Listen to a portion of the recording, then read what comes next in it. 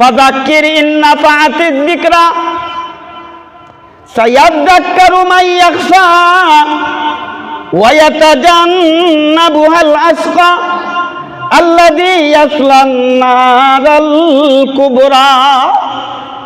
হে নবী, এই মুনাফিক আপনার ওয়াজ গ্রহণ করলো না, এতে মন ঘাবড়াইবার কিছু নয়।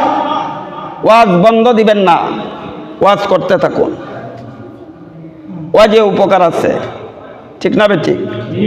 ইন্না ফায়াতিয যিকরা, নিশ্চয় ওয়াজে উপকার হবে। কারা? কাদের? সায়াযাক্কারু মান ইয়াখশা। কোন কাজ করলে, কোন আমল করলে আল্লাহর আযাব এবং গজবের পাকড়াও হতে হবে আল্লাহর বান্দা জানে না, ঠিক না বেঠিক? যেই সময় যেই দিন জেনেছে সেই দিন থেকেই মেনে নিয়েছে। সুবহানাল্লাহ। সায়াযাক্কারু মান ইয়াখশা, যাদের অন্তরে আল্লাহর গজব, আযাবের, জাহান্নামের ভয়ে ভীত সন্ত্রস্ততা আছে, তাদের ওয়াজের দ্বারা তাদের উপকার হবে। সুবহানাল্লাহ। আগে খুঁজলাম বানান, শরীয়ত, তরিকত, হাকিকত, মারিফতের। এখন শব্দের অর্থটা শেষ করিলাই 5টা মিনিট, ধৈর্য ধরেন।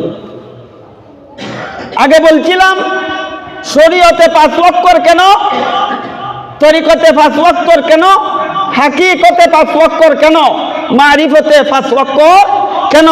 রহস্য হইল 2টা। প্রথম নম্বর রহস্য হইল ইসলামের পঞ্চবেনার দিকে ইঙ্গিত করে। দ্বিতীয় নম্বর রহস্য হইল 5 ওয়াক্ত নামাজের দিকে ইঙ্গিত করে। সুবহানাল্লাহ। ইসলামের 5 বেনা যদি মানো তোমার মধ্যে শরীয়ত আছে। ইসলামের 5 বেনা যদি মানো তোমার মধ্যে তরিকত আছে। ইসলামের পঞ্চবেনা যদি মানো তোমার মধ্যে হাকিকত আছে। ইসলামের পঞ্চবেনা যদি মানো তোমার মারিফত অর্জন হতে পারে। সুবহানাল্লাহ। ইসলামের পঞ্চবেনা যদি মানো না তোমার মধ্যে শরীয়ত নাই। ইসলামের পঞ্চবেনা যদি মানো না তোমার মধ্যে তরিকত নাই। ইসলামের পঞ্চবেনা যদি মানো না তোমার মধ্যে হাকিকত নাই। ইসলামের পঞ্চবেনা যদি মানো না তোমার মধ্যে মারিফত নাই, ঠিক না বেঠিক? 5 ওয়াক্ত নামাজ যদি পালন করো তোমার শরীয়ত আছে। 5 ওয়াক্তের নামাজ যদি পালন করো তোমার মধ্যে তরিকত আছে। 5 ওয়াক্তের নামাজ যদি পালন করো তোমার মধ্যে হাকিকত আছে। 5 ওয়াক্তের নামাজ যদি পালন করো তোমার মারিফত অর্জন হতে পারে। সুবহানাল্লাহ। সুবহানাল্লাহ। 5 ওয়াক্তের নামাজ নাই তোমার মধ্যে শরীয়ত নাই। 5 ওয়াক্তের নামাজ নাই তোমার মধ্যে তরিকত নাই। 5 ওয়াক্তের নামাজ নাই তোমার মধ্যে হাকিকত নাই। 5 ওয়াক্তের নামাজ নাই তোমার মধ্যে মারিফত নাই। যার মধ্যে যেই জিনিস নাই ওই জিনিসের দাবি যেই করে তার নাম হইল বন্ড।